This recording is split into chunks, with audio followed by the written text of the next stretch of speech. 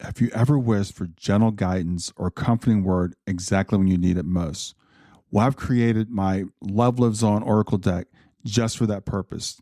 Now, this isn't a deck that's about predictions, it's about connection. Every card has been thoughtfully designed to guide you through life's toughest moments, to illuminate your path, and help to remind you that you're never alone, that your loved ones are always there right beside you. So, whether you're seeking clarity, comfort, or a loving message from beyond, each card is here to speak directly to your soul. And along with the deck comes a downloadable PDF guide that you can use that will give you an affirmation for the day, something to reflect on, and even an activity to do to keep you connected to your loved one.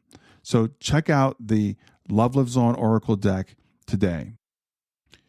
You can get it at stan.store/grief to growth. Stan.store, STAN .store/grief numeral 2 growth.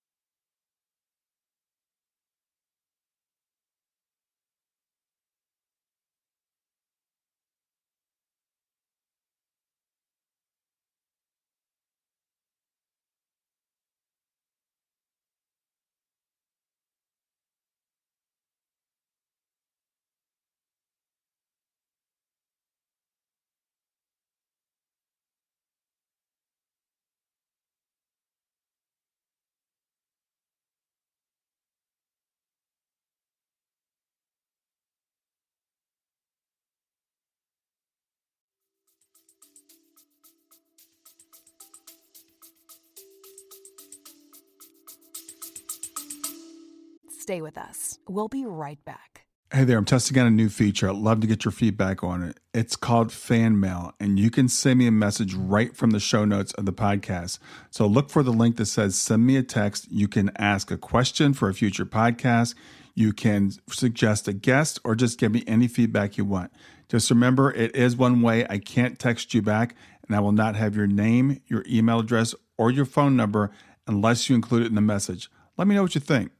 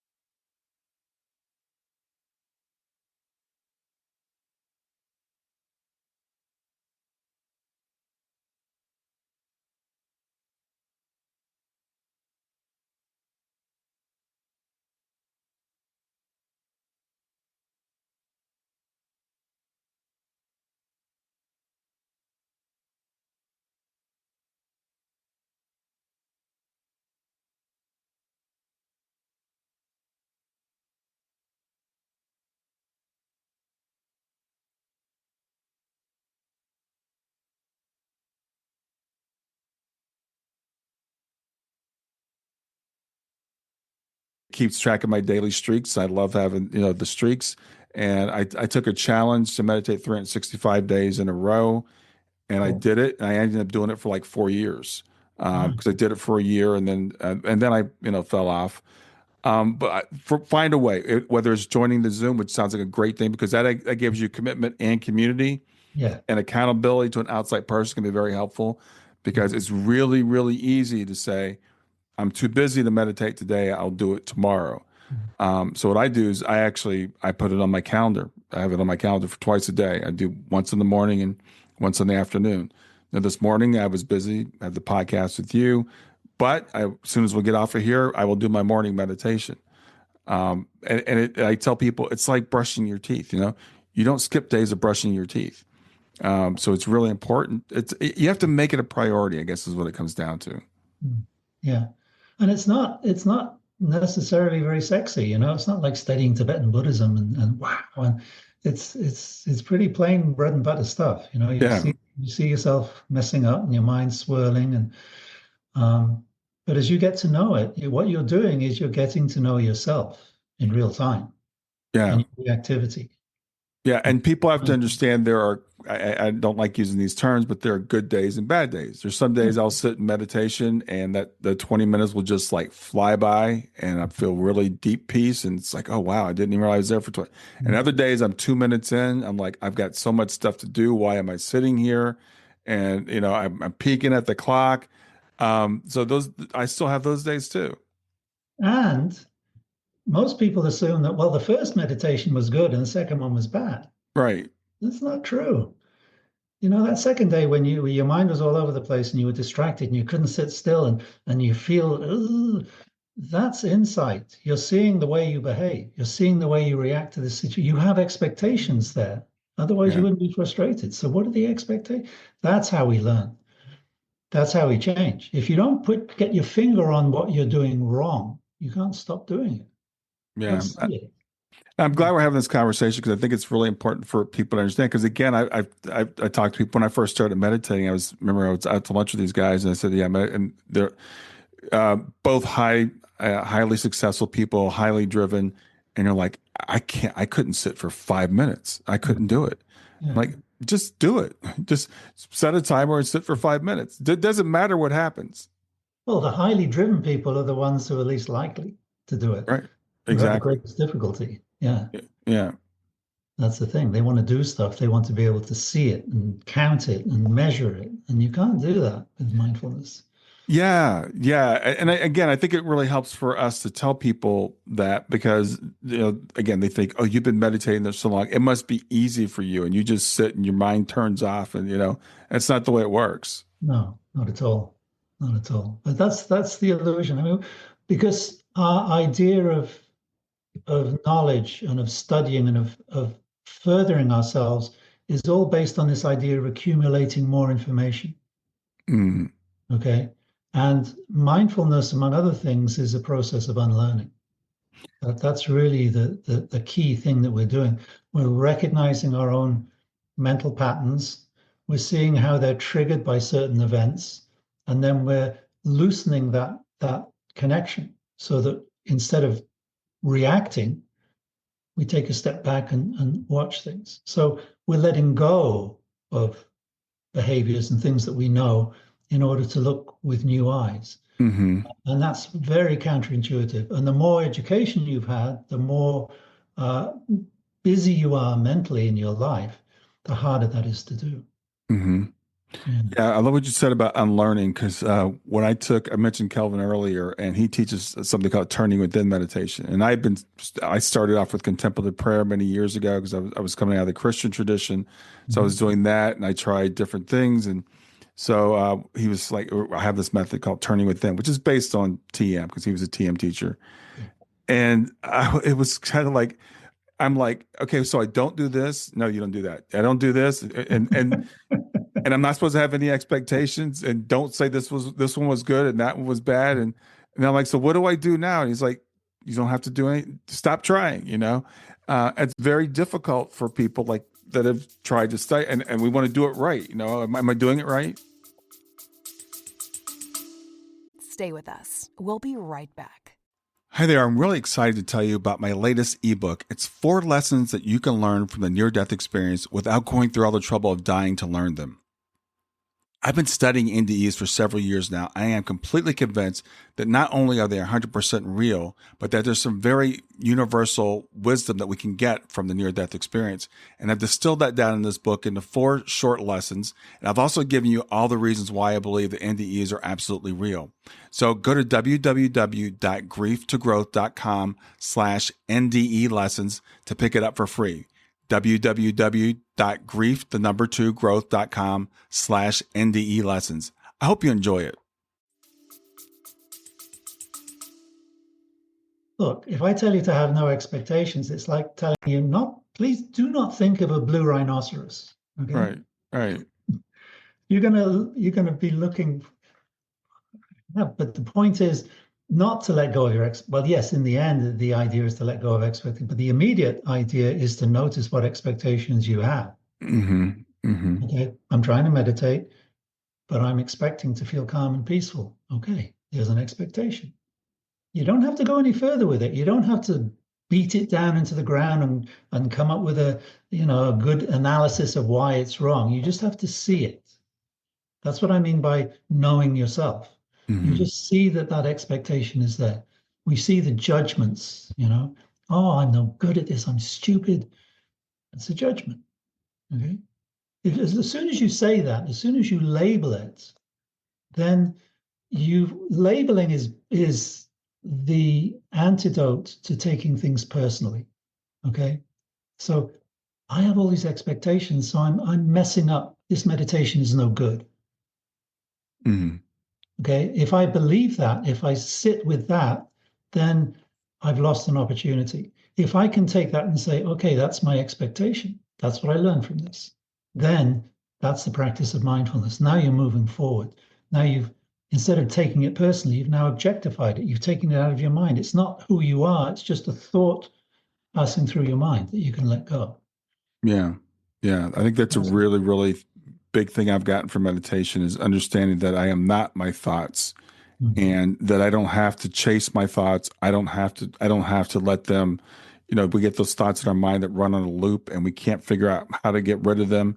One of the things that's been really helpful for me in learning mindfulness is like, okay, that's a thought and I can choose to continue with that thought. Now I can't stop thoughts because they come, and I can't choose which ones come up, but I can choose which ones I entertain. I tell people it's like if someone comes to your house and walks in the house, you don't have to let them stay.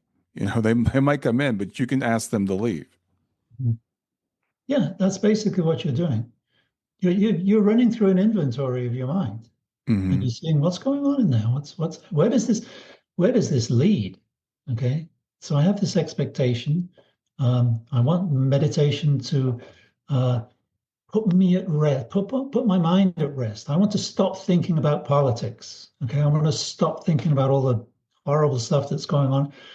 If that is your expectation and you can see it, you've started to become free of it. Yeah. Yeah. Well, yeah, completely. Because again, personal experience. I woke up this morning. I was like, I'm tired of thinking about this. I don't want to think about this first thing every morning. So I'm not going to. And also that realization you talked about being in the present moment. I think it's really, we hear the words and it took me a long time to really put it into practice, but we live so much of our life in the past. So I'm like, if I'm angry, I'm living in the past. If I'm fearful, I'm living in the future. And so when I catch that, I'm like, okay, like just like right now, it could be very easy to get caught up on what's going to happen because of what happened this morning, for example. But I don't know what's going to happen in the future. And so right now, I'm okay.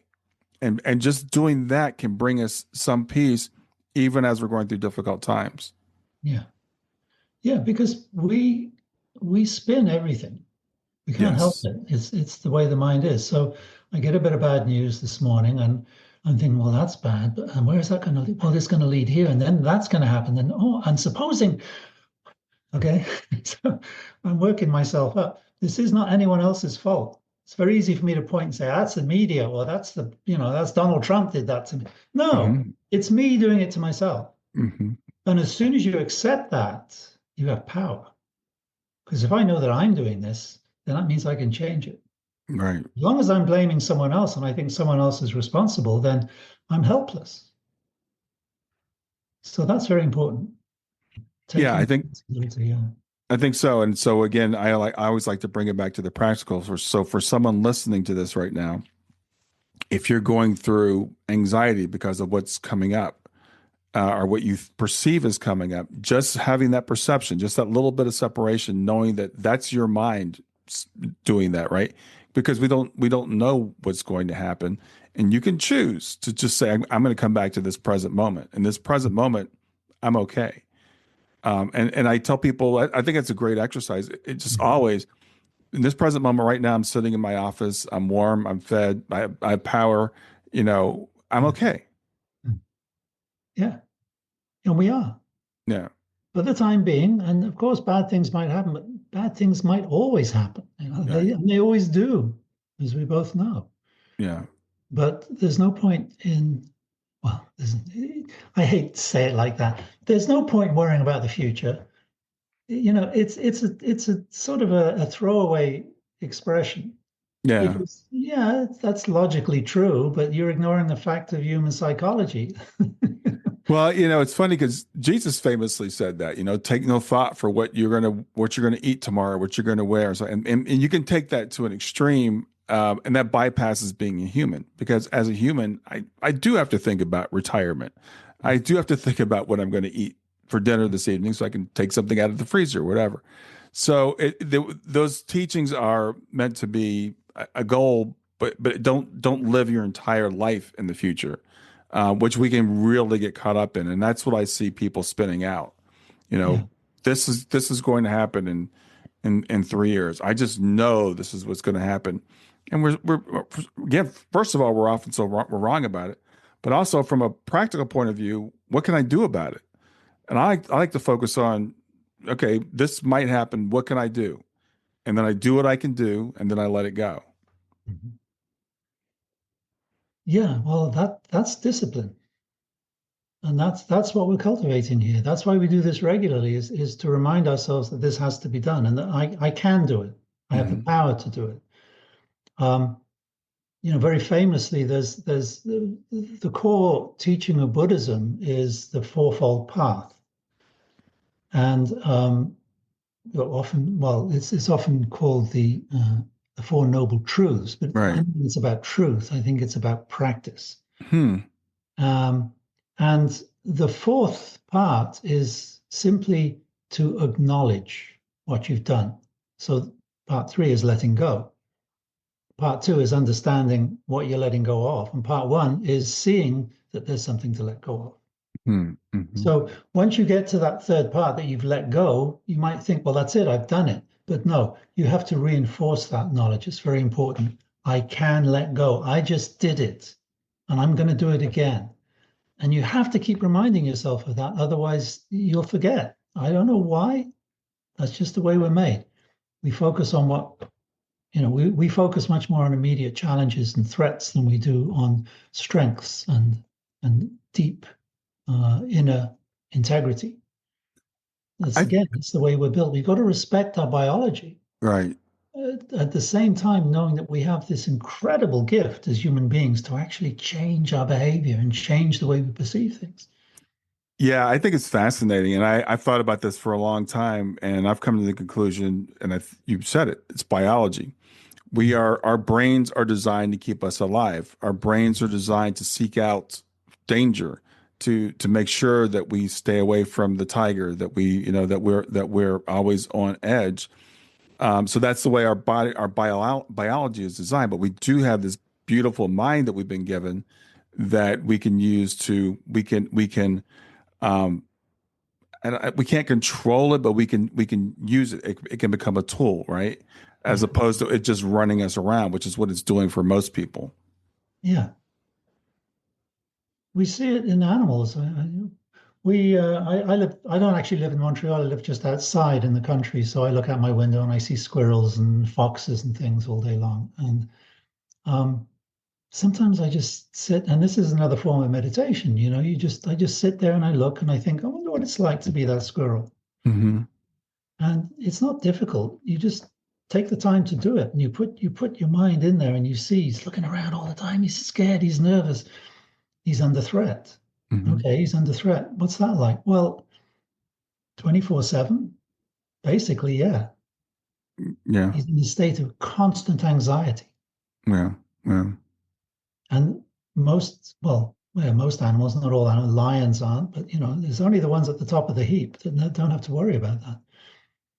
So that's understanding of how we can be, how we are in many ways. That animalistic brain, that the brain stem is right there. Right. Same right. as the squirrel.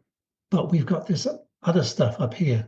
And we can use it to make tons of money and to put other people down and to glorify ourselves, or we can use it to make the world a better place. It's our choice.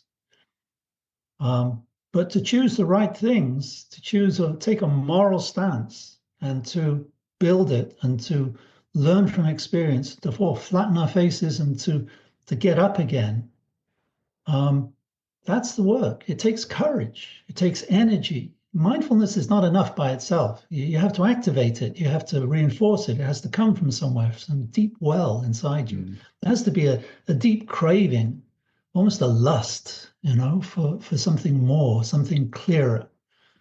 That's what can really propel us to true transformation. Yeah. And it's within our power. It's not magical. Absolutely. Yeah. Well, Steve, we're coming to the end of our time. If you could remind people of the names of your books. I know you have there's a Zoom meeting and where people can reach you. Well, my website is mindfulnesslive.ca, or you can go to schettini.com. It's the same website. And you'll learn all about what I offer right there. And you can contact me through the website. Mindfulness Live runs Monday, Wednesdays, Fridays at 12 noon Eastern time for half an hour. If you can't come, you can listen to the recording. Come and give it a try. Just send me an email and I'll give you a free trial, no problem. And I welcome anyone who really wants to commit to a formal meditation practice. It's as simple as that. I'm also teaching courses from time to time, and you'll find that on the website too. All right. Awesome. Well, it was really good to talk to you today. Thanks for being here. Yeah, it was great. Thank you very much, Brian. All right. Have a good afternoon. You too.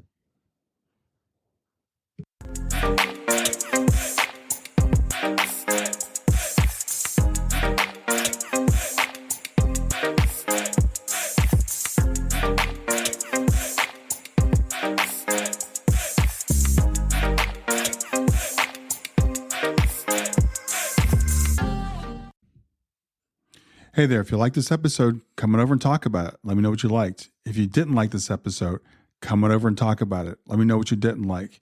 Go to grieftogrowth.com/community and look for Talk About the Podcast. I'll see you there.